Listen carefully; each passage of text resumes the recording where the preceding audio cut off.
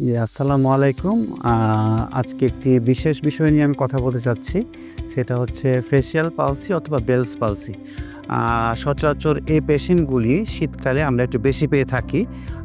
এর কারণটা হচ্ছে এই শীতকালে মেইনলি ইনফেকশনের চান্সটা বেশি হয় এবং ডিউ টু কোল্ড এক্সপোজারের জন্য যে ফেসিয়াল যে নার্ভ আছে সেটাতে ইনজুরিটা বেশি হয় বা ড্যামেজটা হয়।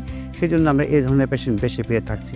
তো এর জন্য আসলে যে জিনিসটা আমরা আসলে প্রতিকারমূলক করতে পারি সেটা হচ্ছে আমরা যখনই আমরা বের হব না কেন চেষ্টা করব আমরা আমাদের যেন ঠান্ডাটা মুখে কম লাগে সেক্ষেত্রে আমরা মাস্ক পরা অথবা ঢেকে রাখার চেষ্টা করব। এবং যদি কোনো কারণে এটা হয়ে যায় আমরা কীভাবে বুঝবো?